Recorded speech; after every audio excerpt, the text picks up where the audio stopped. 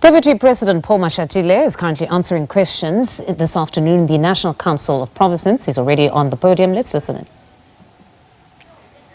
With the DDM by implementing the DDM's concept of collaboration and integrated service delivery. It is a nationwide initiative aimed at fostering cleaner, greener and more inclusive urban spaces whilst advancing sustainability, equality, and solidarity amongst all citizens. This campaign provides us with an opportunity to interact with communities at local level as part of our efforts to address service delivery challenges, utilizing a whole of government approach. Honorable Chairperson, since the launch of this campaign, we have visited Mangaung Metro in the Free State, Moretele local municipality in the Northwest. We have also conducted an oversight visit in the Western Cape's Overberg district to advance our land reform program and promote community development. On the 6th of September, I requested Minister Patricia de Lille, in her capacity as the DDM champion in the Western Cape, to lead the Clean Cities and Towns campaign at Zwelihle Township in Overstrand local municipality. Through the participation of relevant national ministers, deputy ministers, premiers, MECs, and all DDM champions, in the Clean Cities and Towns campaign, we can pull together all relevant stakeholders to report on progress whilst we interact with communities to understand their service delivery challenges. We encourage municipalities and cities themselves all over the county to conduct their own cleaning campaigns, promote citizen participation, and partner with local business to address community concerns while promoting cleaner, safer, and healthier environment. In addition, on the 19th August, I visited the Eastern Cape where I had engagement with His Majesty King Ndlovuezwe Ndamase of Amampondo Asenyande. This forms part of our government holistic approach to service delivery that is inclusive, culturally sensitive, and responsive to the diverse needs of our communities. Lastly, Honorable Chairperson, on the 18th of September, together with Minister of Public Works, I will have an opportunity to engage with their MINMEC. The focus on reforming the local government funding revenue, collected model, professional municipal management, and enforcing minimum competency requires for senior officials will be the matter that we focus on.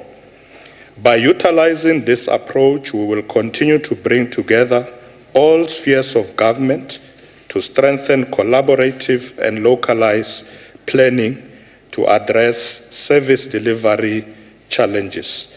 I thank you, Honorable Chairperson. Thank you very much, Honorable Deputy President, for the response. I'm now requesting Honorable Chief Whip, Honorable Mimang, to ask the supplementary question. Thank you, Chairperson of the National Council of Province, and greetings to yourself and also esteemed members and our esteemed Deputy President. Let me start by appreciating the detailed response that the Deputy President has given. And indeed, the response captures that indeed a greater part of the solution to strengthening the state of our municipalities is much more informed by paying much more attention on those municipalities that are not doing quite well, and the management thereof is found to be limping. And this mainly is informed by the sometimes weaknesses on the part of political parties in not sending the good caliber of councillors that are much more having the necessary skills to do the work. Now, my question, Deputy President, is what measures is government putting in place to work in partnership with political parties and all the relevant stakeholders to implement strict mechanisms and systems that will enhance the DDM interventions by ensuring that political parties put forward people who are appropriately skilled and qualified? And I'm happy to indicate to the Deputy President that this House, this coming week, we will be having our local government week in the province of Western Cape as part and parcel of buttressing the effort that the Deputy President is leading. Thank you, Chair. Thank you very much, Honorable Muima. Over to you, Deputy President. Thank you very much, Honorable Muima. Indeed, the success of the district development model requires collaboration, coordination by all three spheres of government, particularly in the period where most of municipalities have coalition governments. It's important that we strengthen this coordinated approach. Honorable Muimang, you'll recall that in 2023, I convened a national dialogue here in the Western Cape, at the University of the Western Cape, where we brought various players from national, provincial, and local government to discuss how best we can work together to ensure a coordinated approach to service delivery.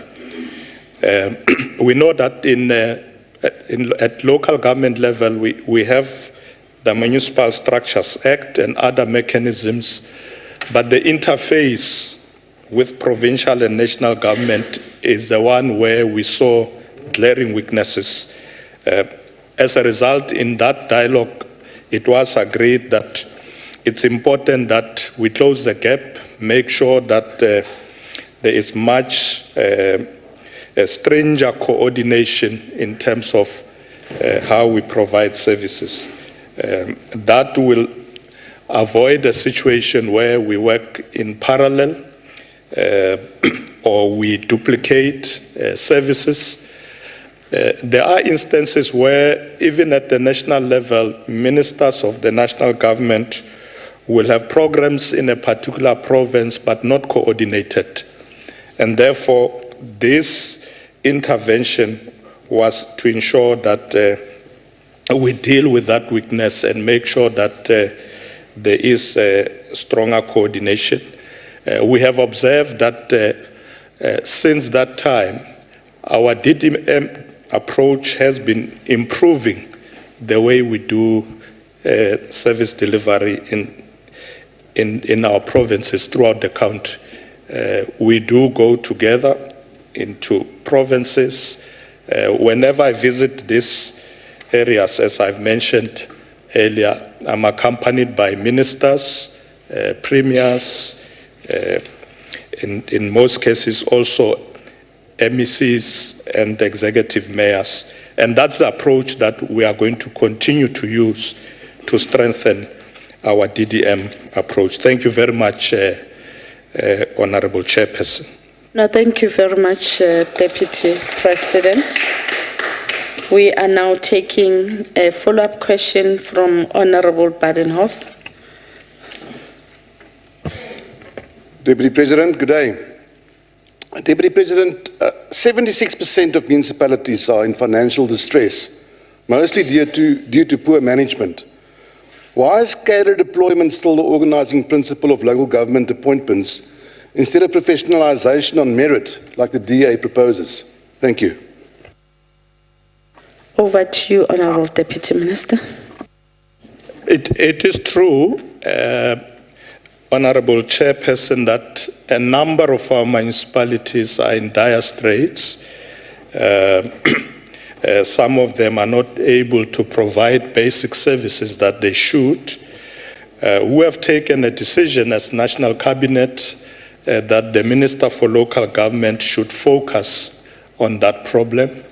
And the minister and the deputy ministers of local government have been to many of these municipalities and are intervening. We have seen improvement in a number of them. There are a number of issues that make a municipality not to be very effective. One could be skills, as Honorable Badenhorst is saying that maybe we do deploy people without skills. I want to assure you that from my party we don't do that.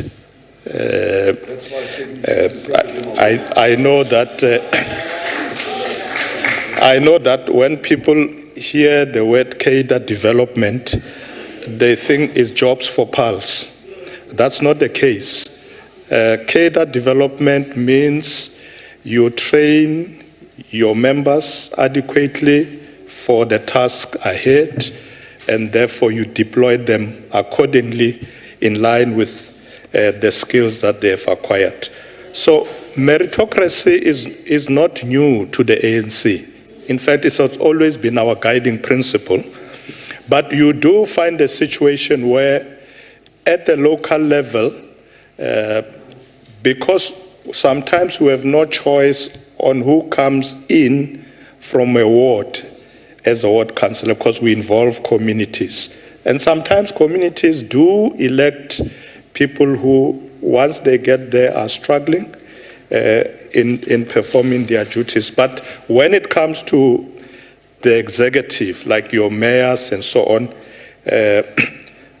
from my party, they get interviewed, and I'm sure some of the honorable members sitting here who have been mayors can testify to that. They get interviewed properly, and once that process has been completed, he or she who has gone through that process will then her name will be taken forward to be considered to be a mayor. It also goes for the officials in the municipality, your city managers and so on.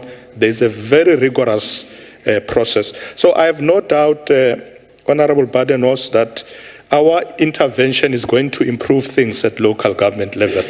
It is a priority for us because local government is closer to the people, and therefore we want to ensure that those municipalities work effectively. And we have said to the Minister of Local Government, where you find that municipalities are appointing people who without requisite skills, you must intervene, and those people must be removed. So we are not going to experiment with structures that must serve our communities by putting people who don't have the requisite skills. So rest assured that the intervention is there and it is working. Thank you very much, Honorable Chairperson. You worked well so far. Thank you very much, Deputy President. We're now proceeding to the next follow-up question, which shall be asked by Honorable Siwisa, EFF. No, thank you, Chairperson. Greetings, Deputy President. Deputy President, the main reason why there is a collapse in service delivery is due to lack of proper coordination between the three spheres, which has led to a duplication of work, inefficient use of resources, and left a loophole for the lack of accountability. This model was introduced in the 6th administration, and since its introduction, there have been more cases of corruption and collapse of municipalities. Were they taken into consideration? Why was there no proper coordination from the beginning between the three spheres, and what was the purpose of introducing the district development model? Thank you very much. Over to you, Deputy President. Thank you, Honorable Chairperson. Thank you, Honorable Siwisa, for that follow-up. Yes, we have noticed ourselves that there have been some challenges in the initial stages where people were appointed in some of the municipalities without requisite skills or proper training, and that's why we started intervening For instance, this idea of interviewing mayors is not something that we started right from the beginning. We introduced it in maybe the last 2 terms when we realized that it's not enough just to have a democratic process and say communities will nominate councillors, we will nominate councillors through our branches. We felt there's a need for an intervention, which we have now done. So I agree with you that perhaps it's something that should have been done much earlier, but it has been done. And remember, these interviews for people who become executive mayors and district mayors is done at a higher level by the provincial structures. In fact, for the metropolitan municipalities, those interviews are done by the national officials of the ANC, led by the president. So it shows how serious we take this matter. The people who become mayors there, they come before the president for interview with the other officials of the ANC. So, Honorable Suisa, yes, we could have intervened much earlier, but it's never too late to mend. So we are now intervening. And as I said, we can begin to see progress. In some of the areas, we do, of course, intervene to the extent where we dissolve a municipality. We have done it in some areas where we realize that just changing people here doesn't work. But the problem, of course, is that in some of the communities, when we do that and we create an opportunity for new elections, the communities bring the same people. We've experienced that, you know, in Boditsobotla and other areas where we have had this problem where the minister will dissolve a council, give a particular period required by the law for new elections to be held, and then communities nominate the same people who were in that municipality. We will have to find a way on how we deal with that. But when it comes to actual dereliction of duty or people involved in irregularities, disciplinary measures are being imposed to ensure that people can actually be removed and not even be allowed to once again go and contest elections. So we are attending to this matter, and as I said, we are beginning to see progress. Thank you, Honorable Chairperson. Thank you very much, Honorable Deputy President. The last follow-up question on this question is being asked by Honorable Nzimande. No, thanks, Chair, and good afternoon, Deputy President. We hear that you are saying COGTA Minister has been asked to focus on the challenges on municipalities, but these challenges have been recurring, including the institutional capabilities, water infrastructure, and greatly the service delivery. The question which the citizenry will expect you to answer is are the preventative measures or different interventions not previously tested that the government will apply to address these challenges? And if they exist, why such were not built in or find expression in the plans that were submitted in the Sokas House? Because COGTA Minister also indicated that through budget vote that the amount given to them, it's insufficient for them to deal with all these challenges. Thank you.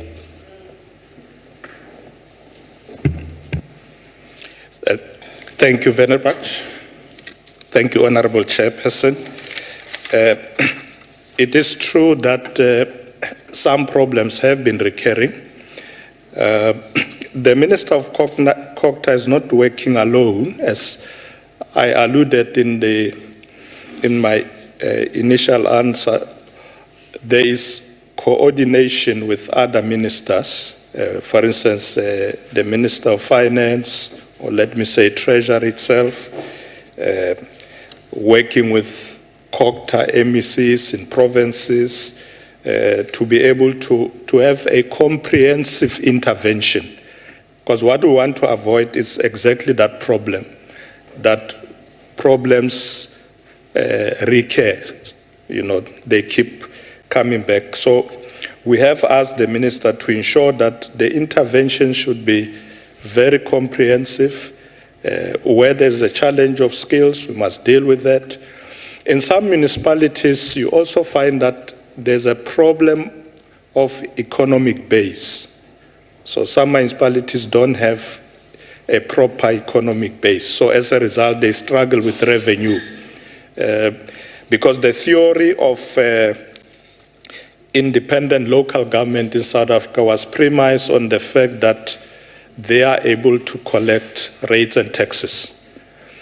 So when we do a division of revenue as a national government, we do it in that context, that money must be divided between national government, provincial, but local government gets a minuscule portion of that because it is believed that they can collect revenue. Now, we found that that is not real in most areas. Those municipalities are not able to collect, not only because of corruption or irregularities, but simply because there are no industries in that particular area who are paying rates and taxes. And when it comes to households, you find that there are a lot of poor people in some of these municipalities, some of them unemployed in informal settlements. They don't pay for water, for electricity, and so on. So municipalities are having it tough out there to be able to survive on their own. So we are re-looking at our model at the moment to see how do we intervene in such situations. The metros are a bit better. You will see, in fact, that the bigger metros are beginning to get much better because most of them have industries in their areas of jurisdiction. They collect revenue and they are able to address services. But we are with the intervention by the Minister of COCTA to ensure that these problems must not recur. Once we say we are intervening, we are prioritizing local government, we are sorting out the problems, let's make sure that that is the case. Thank you very much, Honorable Chairperson. Thank you very much, Honorable Deputy President. We are now proceeding to question number 14. It's with regards to municipalities that are owing the water boards. The question has been asked by Honorable Skier Kochel from Free State, a DA member. Over to you, Honorable Deputy President. Thank you very much, Honorable Chairperson. Let me thank Honorable Skier Kochel for raising this important matter.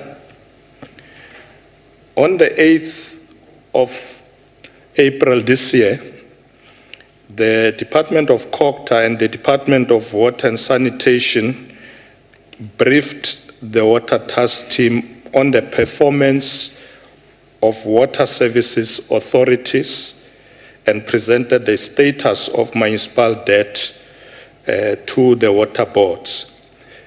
Honorable members will remember that the President established this water task team, which I currently chairs. So they gave a very extensive report. As of June 2025, the collective debt owed to water boards across the country stands at 25.1 billion. So Honorable Skier Kochel is not far from it at 25.6. And to address this challenge, Honorable Chairperson, the Ministry of Water and Sanitation has made a call to all affected municipalities to make regular payments on current accounts for undisputed debts. There are instances where municipalities will dispute the debts, but we said where there are no disputes, they must pay immediately. But also they must ring-fence those disputed amounts so they can then be looked at. And then lastly, enter into structural payment agreements for historic debt, because we know they can't pay everything immediately.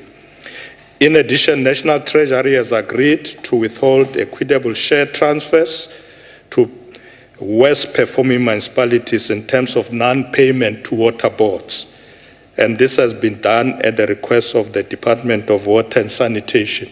So if a municipality does not pay water boards, National Treasury will then top slice funds that would otherwise have to be transferred to that municipality to be able to pay the water boards.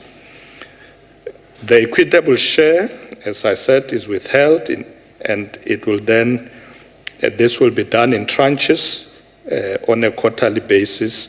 And once the situation improved, it will then be released proportionally as municipalities make their payments to the board.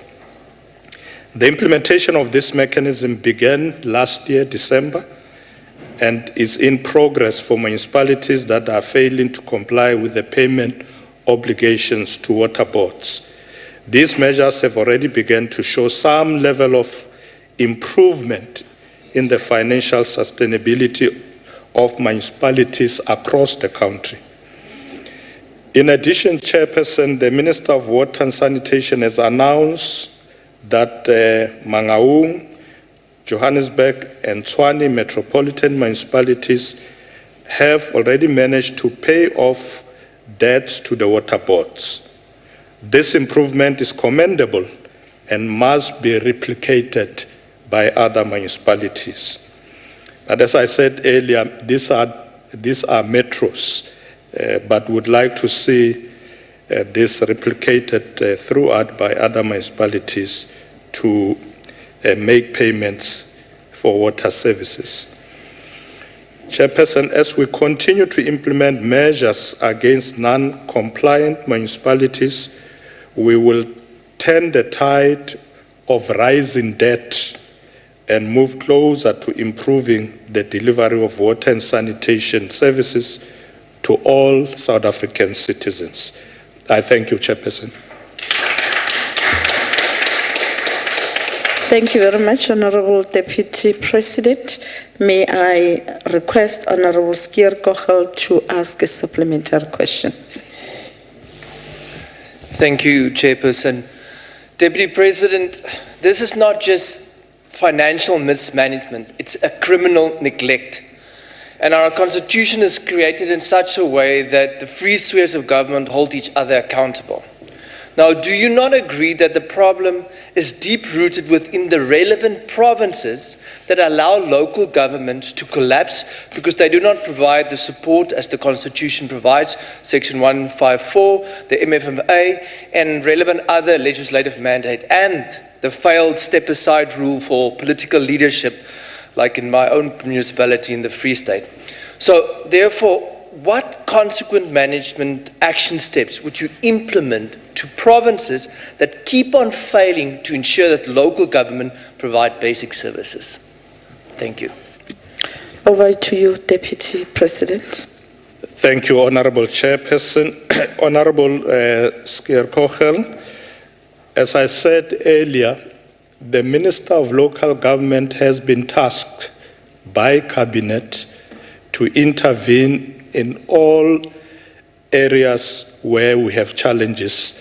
We are aware of the challenges in the Free State. I myself has been to the Free State. We have asked the Minister to intervene. So we have isolated a number of municipalities that, in our view, are collapsing for intervention. You are quite right that the Constitution itself does require national government to provide support, particularly through MECs for COCTA in provinces. It is their responsibilities to ensure that they intervene, support municipalities, and that's the reason why the Minister of COCTA is there, is to ensure that we actually do intervene. Because we know that if those municipalities can't do their work, the people who suffer are the residents. So that intervention is happening. The Minister will be reporting to Cabinet shortly and give a comprehensive report on the measures that they are implementing. They have been to many areas in the country already. So it's something that is already happening. So we don't want to come back here and you say we have neglected to intervene. We are intervening. And I'm sure next time the Minister is here, we'll be able to give this House a comprehensive report of all those interventions to ensure that all our municipalities are actually running efficiently, providing services efficiently, and making sure that we serve our communities well. So we are intervening. Thank you, Chairperson. Thank you, Honorable Deputy President. The next follow-up question is asked by Honorable Finis from the ANC. Thank you, Chairperson. Through you, Chairperson. Deputy President, the mounting municipal debt that is owed to water boards, coupled with poor financial management systems, severely impacts the financial stability and the ability of water boards to properly maintain existing water infrastructure and also build new water infrastructure projects for sustainable bulk water supply to communities. Has the national government looked at engaging with municipal officials, premiers and MECs to COCTA and finance to secure firm commitments to address the municipal debt to water boards and also devise new financial payment systems to improve their revenue collection capacity? I thank you, Chair. Thank you, Honourable Member. Over to you, Deputy President. Thank you, Honourable Chairperson.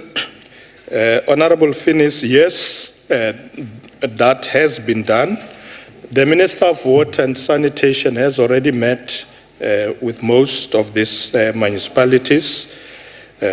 Those engagements are continuing. As I said, we have now begun to see improvements, starting with the metros that I've mentioned of Johannesburg, Mangaung, and Tshwane, and we want to ensure that that is replicated. So those discussions are taking off. Of course, we've also found out, Honourable Finney, that one of the challenges in the municipalities when it comes to water is also a problem of leakages, what we call non-revenue water. In fact, if you talk to the Minister of Water and Sanitation, she'll tell you that we don't have a challenge with bulk water supply. The biggest challenge is reticulation. And it's because of those problems. Yes, some of them in the previous years could have been because of the problem of poor financial management, but there's also a reality that municipalities lose water to the extent that, if my figure is correct, that some of them lose up to 40% of that revenue because of the leakages. And that, of course, as the Minister said, in some areas has to do with old infrastructure that needs to be repaired. And as long as municipalities lose a lot of water, it means they must make do with 60% of the revenue that they need to fix the pipes and do everything else. But the Minister is meeting with all of them. Where there are culprits that withheld payments,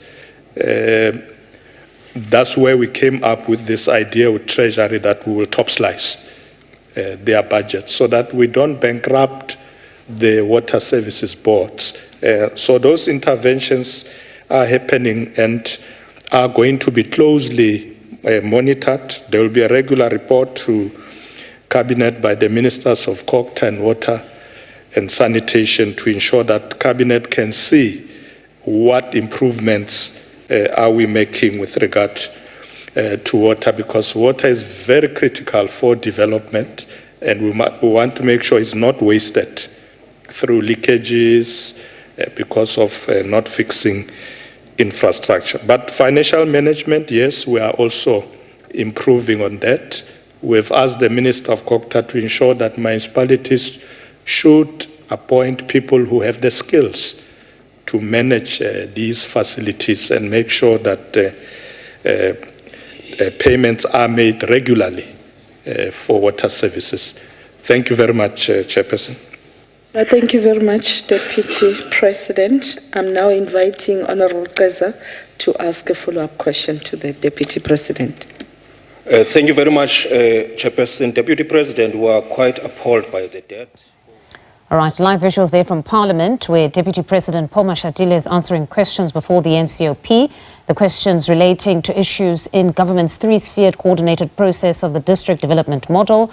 The Deputy President also answering questions on municipalities owing water boards, and the increased unemployment rate, among others.